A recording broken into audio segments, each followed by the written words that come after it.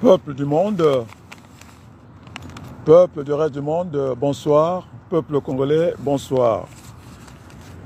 Et je voulais intervenir à tout prix ce soir. Il s'est dit beaucoup de choses depuis ce matin. Il y a un mélange de beaucoup de choses. Mais je voudrais commencer par rassurer ce peuple noir qui toujours ne croit pas en lui. Et voilà une vidéo qui m'a été envoyée par Pierre Wabaloukou. Ils ont imaginé un monde sans noir. Histoire très amusante et très révélatrice à propos d'un groupe de blancs qui en avait marre des noirs. Ceux blancs avaient décidé d'un commun accord de s'évader vers un monde meilleur. Ils étaient donc passés par un tunnel très sombre pour ressortir dans une sorte de zone nébuleuse au cœur d'une Amérique sans noir où toute trace de leur passage avait disparu. Au début, ces blancs poussèrent un soupir de soulagement. Enfin, se dirent-ils, fini les crimes, la drogue, la violence et le malaise social. Tous les Noirs avaient disparu. Mais soudainement, ils furent confrontés à une toute autre réalité.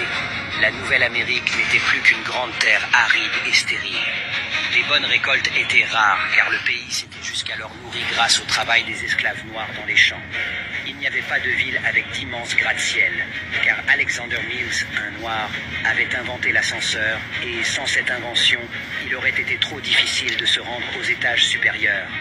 Il n'y avait pratiquement pas d'automobile, car c'était Richard Spikes, un noir, qui avait inventé la transmission automatique. Joseph Gamel, un autre noir, avait inventé le système de suralimentation pour les moteurs à combustion interne, et Garrett A. Morgan, les feux de circulation. De plus, il n'y avait plus de réseau urbain express, car son précurseur, le tramway, avait été inventé par un autre noir, Elbert R. Robinson. Même s'il y avait des rues où les automobiles et autres rames ferroviaires express pouvaient circuler, elles étaient jonchées de papier et de déchets, car Charles Brooks, un noir, avait inventé la balayeuse motorisée. Il y avait très peu de magazines et de livres, car John Love avait inventé le taille-crayon, William Purvis, la plume à réservoir, et Lee Burridge, la machine à écrire, sans oublier Willa Lovett avec sa nouvelle presse à imprimer. Vous l'avez deviné? Ils étaient tous des Noirs. Même si les Américains avaient pu écrire des lettres, des articles et des livres, ils n'auraient pas pu les livrer par la poste, car William Barry avait inventé le tampon manuel et Philip Downing la boîte aux lettres. Le gazon était jaunâtre et sec, car Joseph Smith avait inventé l'arrosoir mécanique, et John Burr la tondeuse à gazon. Lorsque les Blancs rentrèrent dans leur maison, ils constatèrent qu'elles étaient sombres, ce qui n'était pas surprenant puisque Lewis Latimer avait inventé la lampe électrique, Michael Harvey la lanterne et Grenville T. Woods l'interrupteur régulateur automatique. Enfin, leur maison était toute sale car Thomas W. Stewart avait inventé la vadrouille et Lloyd P. Ray le porte-poussière. Leurs enfants les accueillirent à la porte, pieds nus, débraillés et les cheveux en broussailles. À quoi fallait-il s'attendre? Jeanne E. Matzelinger avait inventé la machine à forme de chaussure, Walter Sammons, le peigne, Sarah Boone, la planche à repasser, et George T. Samon, la sécheuse à linge. Les Blancs se résignèrent finalement à prendre une bouchée dans tout ce chambardement, mais pas de chance. La nourriture était devenue pourrie car c'était un autre noir, John Standard, qui avait inventé le réfrigérateur. N'est-ce pas étonnant? Que serait le monde moderne sans la contribution des Noirs? Martin Luther King Jr. a dit un jour « Quand vous êtes prêt à partir pour le travail, sachez que la moitié de toutes les choses et de tous les appareils dont vous vous êtes servi avant de quitter votre maison ont été inventés par des Noirs. » Tout cela pour vous dire, chers frères et sœurs, que l'histoire des Noirs ne se résume pas seulement à l'esclavage. Quand nous pensons à Frederick Douglass, Martin Luther King Jr., Malcolm X, Marcus Garvey et Dubois. Diffusez ceci à tout le monde afin que tous sachent la vérité. C'est le minimum que nous puissions faire pour leur rendre hommage. Comme disait Bob Marley, « Time will tell ». Le temps le dira. Je ne peux m'empêcher de publier ce texte qui en dit long sur le complexe d'infériorité que certains Noirs nourrissent quand il s'agit de la maîtrise des nouvelles technologies. Noirs et fiers. En tout cas, merci beaucoup de cet engagement de ceux qui nous ont précédés en tant que Noirs. J'ai souvent dit que finalement, on ne choisit pas ses parents, on choisit ses amis Et donc, c'est le binational qui est là, Adrien Rabaloukou. Je défends en tout cas les valeurs universelles de ce monde parce qu'il y a un petit nombre qui se croit tout permis. Et donc, ce matin, j'ai voulu aussi m'engouffrer dans le débat politique congolais concernant les cessions des terres. Alors, il y a eu un monsieur, je pense, un bon, du côté de Gamboma, qui a harcelé, en tout cas Mathias Samson, qui avait une position nette là-dessus, qu'il fallait même mettre aux arrêts le fils de Denis Sassou Nguesso, d'avoir en tout cas vendu les terres arables congolaises, c'est ça la vérité. Maintenant, on a voulu jouer sur le vocabulaire, la syntaxe, le nom, et donc une cession, c'est bien une acquisition, en français, c'est bien un achat, une vente d'un terrain, c'est ce qu'il ne fallait pas faire. Et donc, mon intervention ce soir, j'appelle ça Koh-Lanta, c'est-à-dire, qu'est-ce que j'entends par Koh-Lanta? Il y a les jaunes et les rouges, et donc j'ai appelé Madame Bantimba et d'autres pour cette marche du 18 mai, et qui ne devait pas avoir la confusion. Le PCT n'a jamais marché avec nous depuis que j'ai fait la politique, plus de 30 ans en France, dans le binational, avec les Bundi, les Tungamani, je n'ai jamais vu. Ils ne sont jamais avec nous, n'ont jamais été avec nous. Donc je n'ai pas compris cette façon de mélanger, alors que nous savons que cette affaire, les responsables, c'est bien Denis Sassou Nguesso, et je vois très mal ce mélange de genres.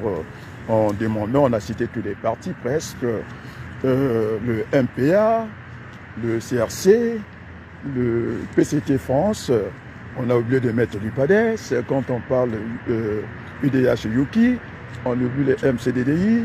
Je pense que c'est assez curieux comme ça, et donc chaque chose a son temps, on n'est pas confondre en fait ce que nous avons réfléchi, cette assemblée générale extraordinaire, inclusive, où on a demandé la partition de tous les Congolais. Ça n'a rien à voir avec cette marche, parce qu'il ne faut pas mélanger les choses.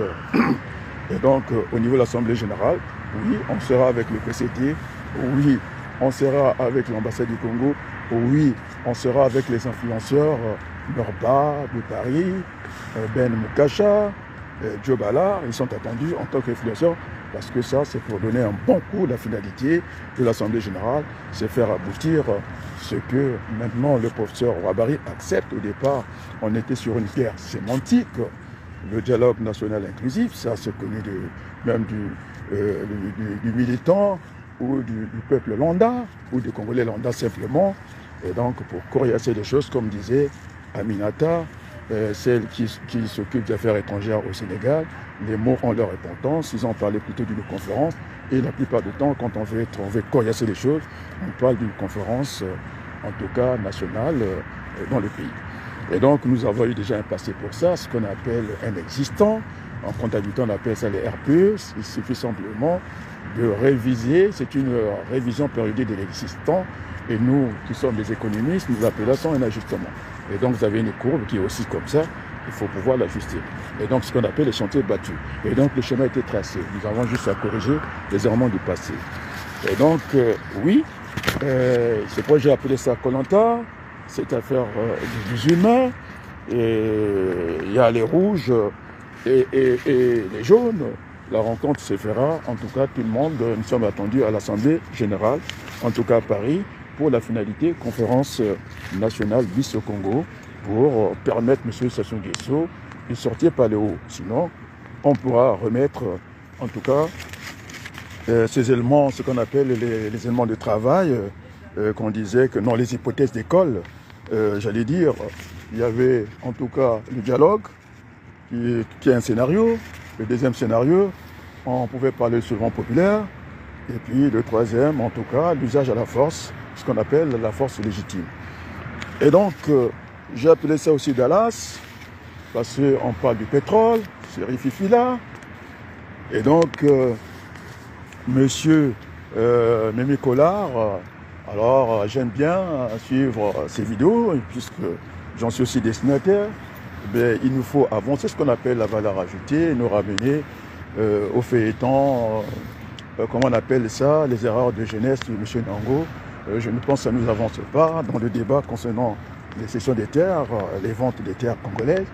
Plutôt, M. Nango, c'est lui qui m'a apporté l'information clé, qu'il était parti, en tout cas, à la foire, au salon de l'agriculture, de Paris. C'est là, lui, en Saint-Thomas, il a bien discuté avec ceux qui étaient, en tout cas, au niveau de ce stand-là. Ils savent que faire une petite quantité de café, de l'agriculture, et puis une petite quantité de thé, et puis qu'on était plus avancé dans l'agriculture, donc l'affaire des piments, les Congolais mettaient ça. On n'a pas besoin de sortir d'une grande école ou d'aller chercher le professeur en agronomie, comme l'a fait M. Bouya, exagérant, qu'il était éminent. Et donc le piment, nous on le crache simplement, c'est la loi de la délégation. Et tout le monde peut produire des piments, papaye, tout ça on sait le faire. Et donc on n'a pas besoin, en tout cas, des Rwandais pour ça. Et donc je disais que c'est M. Kagame gonflé, il disait qu'il était le plus fort. Dès qu'il y a un obus qui résonnait du côté de Kigali, il va peut-être disparaître le grand Congo démocratique, pays à la taille d'un continent.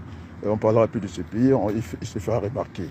Alors je dis à monsieur, voilà, en tout cas, je ne sais pas si on est marionnettes, monsieur Félix Tshisekedi qui m'a fait très mal, dans une affaire grave où son pays est en guerre, il s'est contenté avec sa femme rwandaise, je dis bien, à mener sa famille à l'Élysée, quitte à priver à ce repas de travail, c'était dîner de travail, que l'ambassadeur, on lui a dit qu'il reparte en ambassade. Le ministre de la Communication, c'est lui qui gère, parce que la communication, c'est le nerf de la guerre. C'est lui qui gagne la communication, on peut gagner le reste. Et donc, ils ont été, en tout cas, récalés, ne pas prendre ce repas-là. Il a préféré prendre ce repas de famille. Alors, ce n'est pas un voyage de jouissance. Et donc, c'est ce que je disais dans ce chassé-croisé entre Kagame, les deux pleurnicheurs de l'Afrique, vous faites honte. Ils sont venus, le premier, en tout cas Kagame, non, le premier c'est Tshisekedi, on a vu ce qu'il a pu faire. Après, le chassé-croisé, lorsque Tshisekedi repartait à Kinshasa, croyant que c'était bon pour lui, il a été caillassé à l'Arc de Triomphe. Je pense que le peuple commence à en avoir marre de ce cirque-là. On n'est pas dans un cinéma, on n'est pas à Hollywood. Et puis M. Kagame qui s'est dit qu'il est le plus fort, moi je ne crois pas. Parce qu'il a montré ses faiblesses, il est allé pleurer à Londres vis-à-vis de ce Premier ministre d'origine indienne, comme quoi qu'il n'en pouvait plus. Mais qu'est-ce qu'il croyait lorsque c'est lui qui est le demandeur de ces gens non grata à Londres? Il voulait prendre ces gens des gens de peu de moralité, et que lui il voulait prendre contre toujours parti l'argent. Il travaille pour les Nations Unies, il travaille pour les Occidentaux, il ne travaille pas pour nous. Il disait qu'il était fort. Le mois de coup de semence à Kigali, mais franchement, on va l'entendre. On ne va pas l'entendre, je vais lui montrer plus caïd que lui. Je ne sais pas s'il connaît Slobodan Milosevic, ce Serbe qui avait présidé en tout cas la Yougoslavie, qui était un grand pays. Alors il a fini en tout cas à La Haye. Je ne pense pas qu'il pèse comme ce monsieur qui était très fort, qui avait une armée. En tout cas, de la Yougoslavie, qui s'est réduit en peau de chagrin, la Serbie. Il a terminé à La Haye. Il a fini, en tout cas, il a quitté cette terre depuis la prison. Donc M. Kagame, il va se calmer. C'est un enfant. Et vous faites honte à l'Afrique tous les deux, parce que c'est quand même votre beau-frère, hein, M. Tshisekedi. Vous avez infiltré l'appareil au temps de Kabila. On a vu le ministre des Affaires étrangères, Boujema Kara, après qu'on commençait à y voir clair, tout de suite ils sont repartis dans votre pays, au Rwanda. On a vu aussi celui qui était Kabaré, le chef d'état-major, il s'est retrouvé chez vous. Il faut arrêter un peu ce cinéma-là. Nous, déjà, nous au Congo-Brazzaville, hein, nous sommes des frères, mais nous ne sommes pas des voisins. Donc vous n'avez rien à faire au Congo-Brazzaville. Déjà, vous vous comportez très mal, mais comment on appelle, le génocide de Congo-Kinshasa n'est pas concerné. C'est une affaire entre vous, le Tutsi et les Hutus, le Tutsi et les Hutus. Ça s'est passé comme ça. Et en plus, l'avion, le pas de tir est parti de là où vous étiez, M. Kagame. Vous avez en tout cas explosé l'avion en plein vol qui transportait deux présidents. Habyarimana et puis le président du Burundi. Et puis c'est parti là jusqu'à avoir, au niveau de l'histoire, du jamais vu, c'est le génocide le plus rapide et le plus désastreux parce qu'on n'était pas loin d'1 million. Et donc vous êtes reposé sur votre pouvoir, repose sur les cadavres. Moi je veux dire, c'est un conseil que je vous donne. Il faut faire comme, comment on l'appelait, comme pense ce qu'il disait à M. Leroca qui rêvait tellement. Vous êtes dans ces rêves-là maintenant, il faudrait que vous essayez un peu de descendre sur terre parce que vous rêvez trop, vous croyez le plus fort. Et donc Bernard Ponce, ce ministre, plusieurs fois ministre, plusieurs fois député, sous, comment on l'appelle, sous Chirac, c'était un Chiracien, il avait dit il s'agit maintenant de gouverner la France, il ne s'agit plus de rêver. Et donc maintenant, il y a des charniers qui sont là. Maintenant, on vous permet cet état de grâce. Maintenant, si vous voulez nous pousser à y voir clair, maintenant, vous devez vous calmer, d'avoir un bon voisinage avec les autres. Et vous êtes en train de faire du mal parce que vous êtes le porte-flingue des Occidentaux. Alors, vous avez ça comme identité. Et il y a des néolithiques, ce sont des réalités géographiques, vous ne pouvez pas effacer comme ça. Il y a des Bantous, et si on devient en bonne intelligence, nous sommes des frères. Bon, maintenant, ce que je disais, maintenant vous êtes en train de vous plaindre auprès de ce Premier ministre à Londres. Vous ne pouvez pas prendre tout le monde, mais vous n'avez pas de terre, M. Kagame. Je disais que mathématiquement, A, c'est le Royaume-Uni, B, c'est le Rwanda, C, c'est le Congo.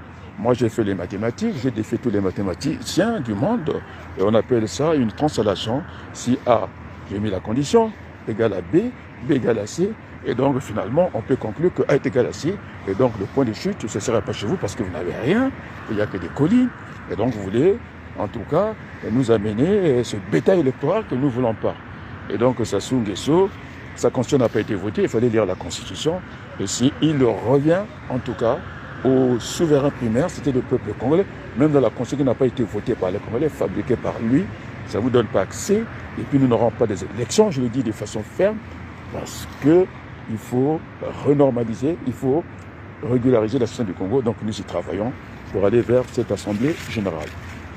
Et donc on n'est pas dans le feu de l'amour, dans ce jeu-là, et donc je vous ai rappelé, ici, il y a des gens qui ne savent pas comment tout le monde. J'apprends aux Congolais quand j'avais dit que M. Poutine, que les Congolais voulaient que ce soit notre ami, vous ne connaissez pas comment fonctionne le monde quand il y a la guerre. Il y a des avions qui continuent à faire le trafic. On a vu le pétrole, en tout cas, depuis l'Ukraine, parti aux États-Unis. Donc, sans 10 ans. Hein, sans 10 ans. Le pétrole, je pense, russe.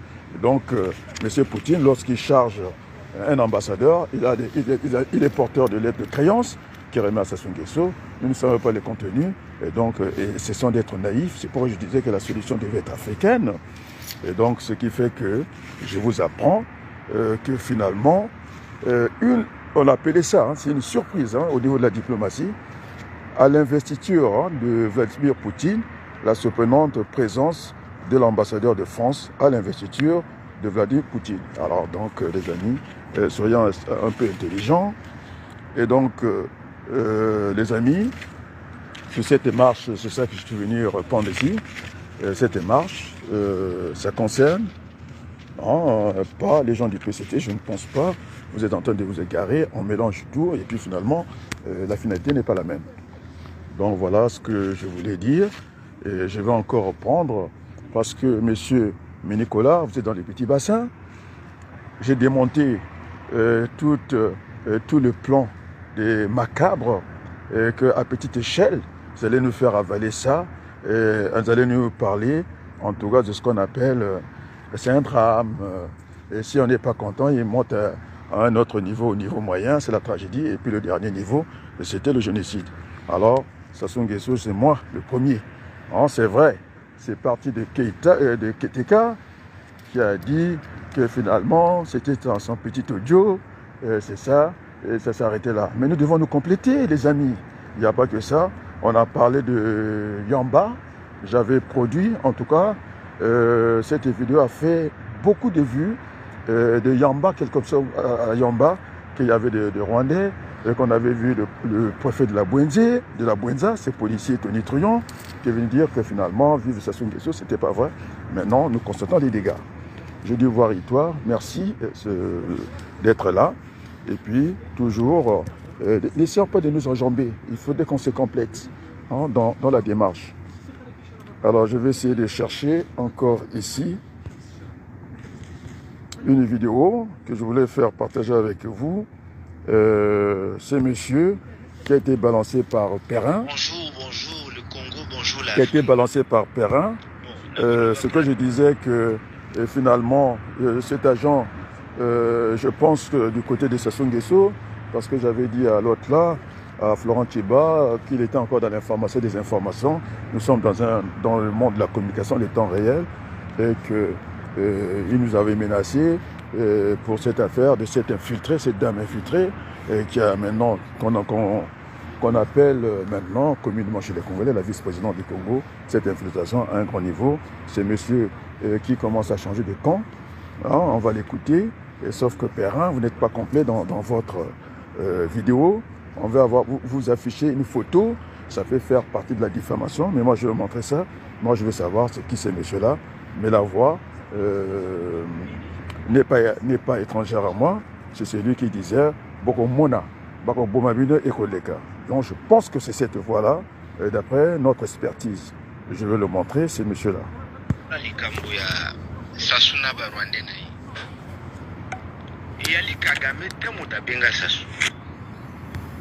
Mais Sassou a kende ko charmer Kagame. Pourquoi Sassou a kende ko charmer Kagame?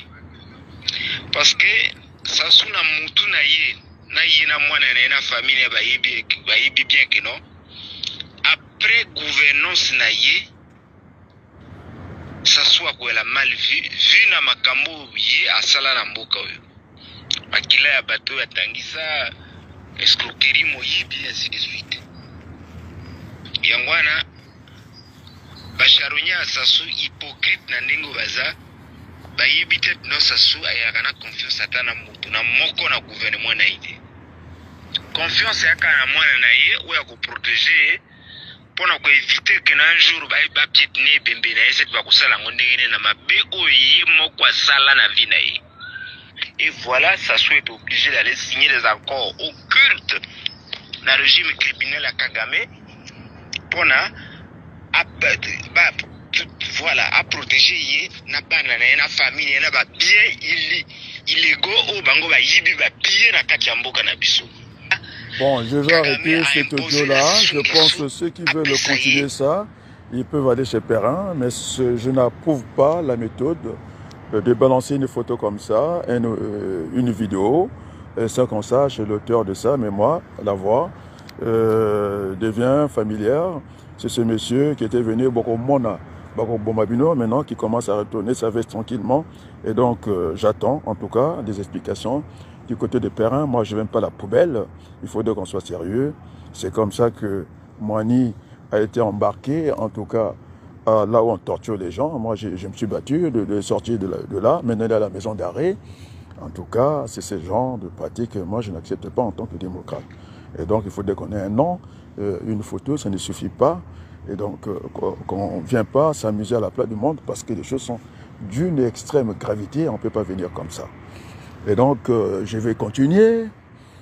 Il y a aussi un Congolais, je pense le docteur, peut-être Mabiala, qui nous a parlé du président Ibrahim Traoré du Burkina Faso, avec un investissement colossal de 70 milliards. On a vu les équipements pour l'agriculture. Je pense que si Okanza avait fait ça avec les tracteurs que venant de Roumanie, mais du tout, il faut rentrer dans les mathématiques de la décision. C'est-à-dire qu'il ne suffit pas d'avoir des capitaux et des machines, le tout était la décision de produire. Il faut qu'il y ait, semble-t-il, ce sujet africain qui nous reprochait, en tout cas, le manque de volonté politique pour que nous, on reste pendant 20 ans sans rien faire, semble-t-il 20 ans, on va croiser les bras. Et c'est la politique de la volonté de Macron. Je crois que nous on traîne avec M. Kouyané, c'est ce que j'attendais.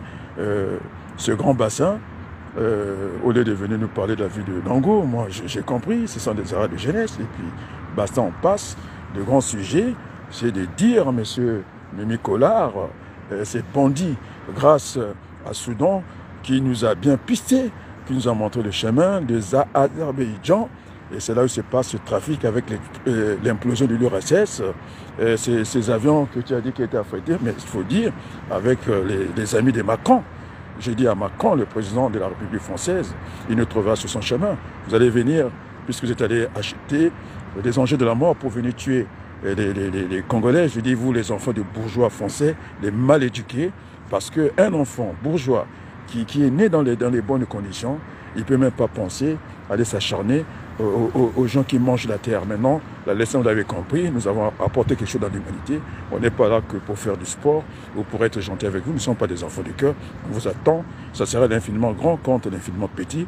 Vous allez amener vos affaires de chasse. Nous, on va se servir des drones. On a vu ça fait des pauvres. On a même vu des Français qui se retrouvent entraîner les Russes contre le camp que vous aimez. Alors, l'ironie de l'histoire, votre ambassadeur a été à l'investiture de Poutine. Eh bien, à quoi on joue, hein? Alors, nous voulons vivre en paix. C'était mon message de ce soir. Sassou Nguesso, c'est bon, le résultat n'est pas bon. En plus, les Yomis se sont aux aguets. Ils l'ont dit. Mais comment se fait-il que Sassou Nguesso n'est pas taxé de crime de haute trahison, alors que Yomi, ils l'ont dit très fort, c'était une affaire d'un petit lit. Bon, je n'ai pas de petits, je ne suis pas minimaliste, ni maximaliste, d'un lit. Et puis on a dit que Amena Ngulo Katuma, Ewa, ya, Ewa. Amena Okapi Katuma, Ewa. C'était une affaire comme ça. Et puis il a perdu le pouvoir par rapport à ça. Mais Sassou, vous avez trahi les Congolais. Alors on vous aménage une sortie par le haut. Et je vais terminer. Je n'ai pas encore terminé. Je pense que j'ai encore une vidéo à vous faire écouter. Alors je suis venu faire cette vidéo à l'extérieur. Mais je dis, en tant que panafricaniste, on ne peut pas prôner le développement en assassinant, en violant, en détruisant ses semblables africains. Ce que Kagame représente à l'échelle africaine, quand j'entends des prétendus penseurs africains, des prétendus responsables politiques africains chanter les louanges de Kagame en disant que Kagame est un grand, Kagame est un géant, alors que c'est un des plus grands oppresseurs vis-à-vis de son peuple. Voir comment le prolétariat rwandais est traité d'un côté, et il faut voir ce qu'il fait en RDC. Kagame est un cauchemar pour les Africains lucides. Un criminel politique, je le dis et je l'assume. Et j'espère qu'un jour il sera traîné devant les tribunaux pour le chaos qu'il fait opérer actuellement et depuis un certain nombre d'années en RDC. Tant qu'on ne dit pas les choses avec vérité, je sais que je vais risquer des choses en disant ça, mais il faut qu'on ait le courage de le dire. Vous parlez de développement matériel, vous tuez les gens. Qu'est-ce que vous voulez créer? Une société civilisée ou un cimetière? À un moment donné, il faut s'interroger sur la situation que connaît cette région, sans quoi on ne pourra jamais avancer. Un pays qui ne produit pas le coltan, mais qui est le premier exportateur de coltan. De l'autre côté, le pays voisin qui est complètement détruit à l'est, détruit par la malgouvernance aussi congolaise, entretenue par l'oligarchie rwandaise, disons-le, et par la corruption congolaise. Ces choses-là doivent changer. Le docteur Denis Mukwege, mettons les histoires de prix Nobel à part, doit être soutenu. Et aucun panafricaniste digne de ce nom ne devra avoir le toupet de citer Kagame en exemple. Parce que le développement du Rwanda n'est pas le développement génial, matériel de quelqu'un qui bosse pour bosser. C'est quelqu'un qui a été soutenu par toute l'oligarchie occidentale pour que ce pays soit le laboratoire de la déstabilisation de la sous-région, de la destruction de l'Est du Congo. Donc on ne dit pas ces choses, tout le reste c'est de la périphérie argumentative. Je suis désolé de parler avec le cœur, mais il était important de rappeler ces éléments fondamentaux. Une civilisation est détruite par l'extérieur que si elle est rongée de l'intérieur. Si l'oligarchie occidentale réussit à déstabiliser cette zone, c'est parce qu'elle a des traîtres et des criminels africains qui sont contents de jouer ce rôle. Et donc, nous autres, de cette jeunesse africaine, on doit arrêter. Dès qu'on entend parler parfois de développement, dès qu'on entend parler de miracles rwandais, etc., de dire oui, c'est comme ça, c'est de ça dont on devrait s'inspirer. Parce que la manière dont le Rwanda s'est développé n'est pas une manière que je recommanderais pour quelconque pays africain. Le Rwanda sans les États-Unis, sans la Grande-Bretagne, sans Israël, ne serait pas ce qu'il est aujourd'hui. Le Rwanda sans la destruction et le viol de millions de femmes en RDC ne serait pas ce qu'il est aujourd'hui. Et donc je le dis, je le répète, Kagame n'est pas... J'étais beaucoup dans la retenue auparavant. Je le critiquais, tout le monde le sait, depuis de nombreuses années. Mais ce qui s'est passé là, il a dépassé les limites de l'acceptable. Kagame est un ennemi de ceux qui veulent la paix et la stabilité en Afrique. Le développement en assassinant ceux autour de vous, ce n'est pas du développement. Et c'est quelque chose qui, tôt ou tard, devra trouver rétribution. Bon, les amis, vous avez compris, là, je suis celui qui a démontré que on voulait faire de Kagame un bon chef d'État, un bon manager en Afrique, c'est faux. Maintenant que tout le monde a compris, même Kémy Séba, tout le monde me rejoint. Et c'est moi qui l'ai démontré à la place du monde. Je suis celui qui a démontré que l'Azerbaïdjan, c'est une super chérie. Et c'est pourquoi rapidement, Nango est rentré dans les rangs. On a eu un échange. C'est pour qu'il m'a apporté l'élément. Finalement, M. Abalogou, c'est vous qui avez raison. Et donc, j'ai fait taire les radios périphériques, comme le dit Kémy Séba. On n'entend plus ces radios, en tout cas, faire le bruit qu'ils avaient fait, semble-t-il. Ils sont allés interroger. Ils connaissaient tout sur Eva Joly. Non, pas Eva Joly, excusez-moi. Françoise Joly, c'est un officier au sommet de l'État qui a pris les commandes de l'église Sassou Nguesso. Maintenant, Sassou Nguesso doit prendre ses responsabilités avec son fils. Nous ne vivons pas, le Congo n'est pas un royaume. Et donc, c'est une marche vers la conférence nationale bis. On va essayer de le sortir par le haut. Maintenant, s'il veut qu'on applique les 3 options, nous n'avons pas peur de Sassou Nguesso et ses amis et Paul Kagame. Voilà, Kémy Séba dit la même chose que moi. Et il est africain, il doit vivre avec nous. Et c'est pas avec des Occidentaux, d'être la main armée des Occidentaux. Et donc, il faut qu'il revienne assez rapidement au bon sentiment. J'espère que ce message sera entendu à Brazzaville, à Kinshasa et à Kigali. Sur ce, je vais vous laisser. J'ai pris le temps de venir vous parler parce que les conditions dans la maison, je ne veux pas que la famille soit dérangée. Voilà. Et maintenant, je reviens sur cette marche du 18 mars. Le PCT n'a rien à voir. Et on ne les a pas entendus piper un mot. Ils sont complices de ce qui se passe là au Congo, de ces ventes-là. Et puis je dis encore que Sassou Nguesso n'a pas la légitimité du pouvoir, n'a pas d'abord la légalité du pouvoir, parce qu'il est venu avec les armes des amis à Macron, c'est-à-dire la société multinationale qui devait être le fleuron, qui devait faire la politique de la France, qui est en train d'abîmer la politique africaine de la France. C'est monsieur qui est plus qu'un ambassadeur, à entendre le floc prigent. C'est lui qui véhicule, qui abîme les mains de la France parce qu'il mélange les armes et puis le pétrole. C'est ce que Mimi Collard parlait, c'est-à-dire dans le petit bassin. Et moi, je dis que la politique commence à s'embarquer dans les tribunaux. Je pense peut-être l'inverse. Bon, ça peut se faire au moment où les choses sont liées. L'un peut posséder l'autre et puis vice-versa. Comme je disais, la déréglementation, c'est aussi la réglementation vice-versa. Et donc, nous sommes sur ce combat du 18 mai. J'ai envie de venir avec vous. Je ne vais pas faire comme Déco dans sa façon de faire. Moi, je l'apprécie beaucoup. Il ne m'avait jamais détagué quand je lui ai envoyé mes messages. Il est supporté, mais là, il s'égare un peu. Il veut que ça soit une marche pas politique, familiale, alors qu'il a oublié de dire aux Congolais, nous sommes dans l'histoire. L'histoire, il n'y a pas d'émotion. Il était parmi ceux qui devaient être nommés dans le gouvernement de Brice, le défunt Brice Parfait Kolela. Ils étaient à l'Arc de Triomphe avec Henri Nzonza, Serge Makaba, je pense, Déco, et vous ajoutez Alphonsine Mikuiza. Et donc, maintenant que Brice Parfait n'est pas là, voilà, on va faire quelque chose de familial. Non, pas du tout. Et puis, nous n'avons pas à attendre vos caprices. Et puis, tous ces jeunes, j'ai appelé le président Nitou. Alors, tous, vous êtes invités à l'Assemblée Générale. C'est là qu'on retrouvera tout le monde. Mais cette marche ne concerne pas le PCT. À bon entendeur, salut. Et je vous remercie beaucoup et à très bientôt. Et merci beaucoup. Ah, ça coupe pas?